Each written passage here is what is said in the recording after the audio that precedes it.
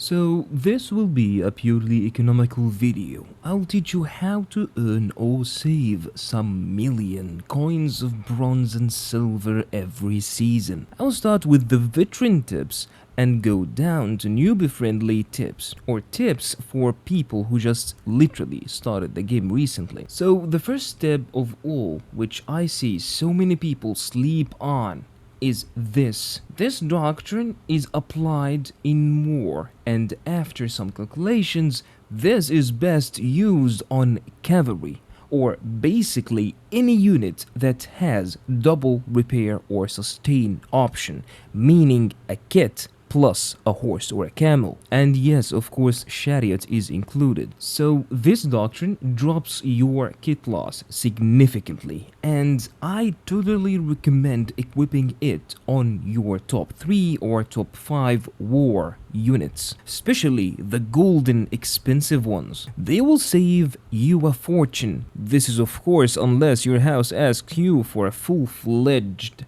units with leadership doctrine. But anyways, just to give you a quick example, if you use chariot in 8 battles, and let's assume you were defeated in all 8 battles, the chariot kit will drop below 40%. If you equip this doctrine, the drop will be literally halved. And in some rare cases, on some certain units, probably cavalry or chariots, it will drop to 1/3 what it should be. So if you are short on these doctrines, I really suggest you equip it on the most expensive kits, like chariots, reapers, or cavalry, especially cavalry units, as I mentioned earlier, since you will get half on the kit and half on the horse. Now let's move to the second point, which is literally for everyone from level 1000 and above. The tip is simple: go play ranked. Why? There are no kit loss in ranked, so you will save tons of bronze and still do your quests while also earning some coins for the ranked shop, which by the way contains a lot of good stuff. Also, do not sleep on events. Most events have kit loss disabled,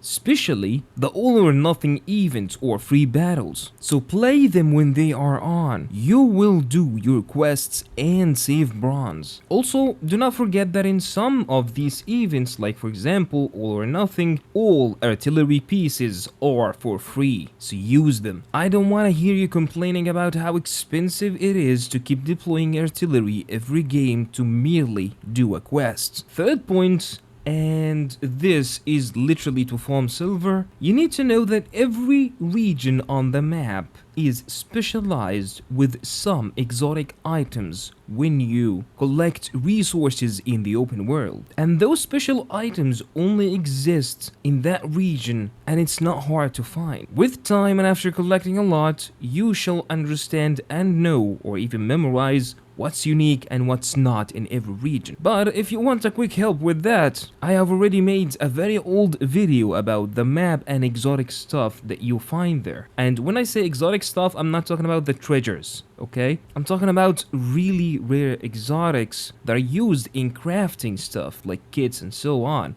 I'm talking about the bauxite, I'm talking about the red phosphorus, I'm talking about the wolf hide, these things, okay? So as I was saying, I have made a very old video about the map and exotic stuff you shall find in each region.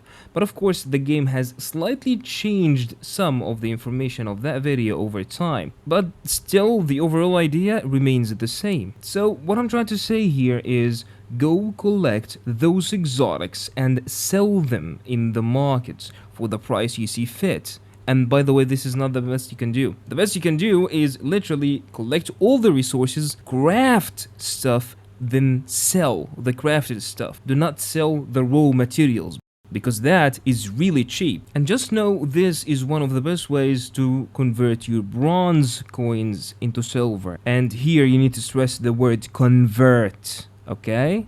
This is the way you convert bronze into silver. Fourth tip will be the drill war. All veterans know about this, but apparently new players don't. So let's reveal the secret. Drill wars are not important for houses, at all, but it is for players. When there is a drill war, just gather some of your friends and go attack a city that is full of silver coins. The more, the merrier. And literally start farming the city. Keep defeating the AI soldier that keeps spawning inside to increase your reward of silver coins. And a friendly pro tip here will be try to get as much as possible, and if you see so many people joining from different houses, just finish the war as quickly as possible and go cap the home point to secure the first place and get the maximum reward. Here I will stop for a minute, and this is a huge warning, especially for the old players.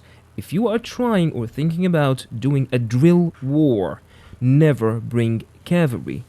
And a team of 5 players is not enough anymore to take down a city. You need at least 10 elite players or the whole 15. And you need the whole 15 to bring infantry like maidens and Spartans, because the city is full of AI pikemen that will keep advancing you and brace in your way. So just a heads up, go with infantry and be ready. Fifth and last tip, this is really important to all players. The tip is do not repair your equipment, like ever. Never ever repair your equipment, okay? When the endurance of any item you have drops below 20%, just go refine it or reforge it. Add the armory, and if you don't have enough artificer stone, just make another new one if you're a new player. When the endurance of the item drops below 20%, just go and reforge it at the armory. Or make a new piece if it's a horse armor piece. This will save you tons of bronze. Honestly, the game keeps giving you enough resources that supports such a behavior. And a small piece of information here, refined or reforged pieces have 3 times the endurance of the normally crafted piece. In other words, it will last way longer before the need for you to reforge it again. And here's a little rumor from the game devs. The game decided to add another lock. What do I mean by another lock? So when you try to reforge an item at the armory, we all know that you can lock on a certain stat, but there is only one lock. So the rumor goes as follows: with the start of the new season, the game will introduce another lock. So you'll have 2 locks on 2 different stats while reforging your items. And just before I leave, the correct order for any new player to spend their honor points goes as follows. Open the units you want in the tree and ignore their optional buffs for now.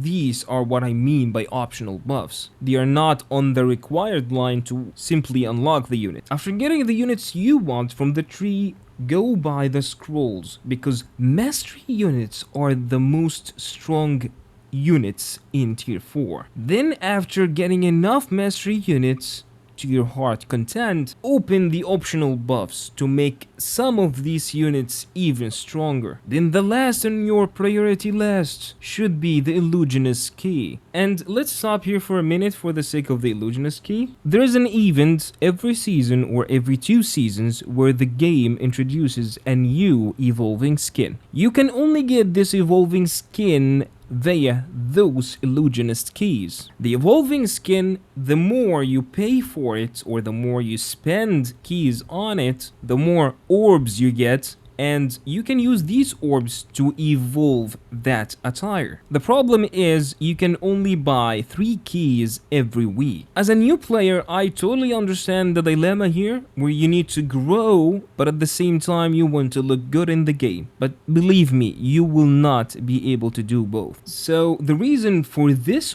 particular order I just gave you is because your earned weekly honor points is not enough at all to do all of these simultaneously. So your priority should be to the units in the unit tree as a new player. Then it goes to the mastery. If you're a veteran player, of course you know what to do here. And in case you don't, I have made a mastery tier list to help you navigate which unit is the highest priority to get the mastery for first. And just before ending this video, you will find all working codes in the description below. Since you have watched till this very moment in the video, I have a special gift for you. Take a look on this. There is something not so many people of you know about, which is the community events.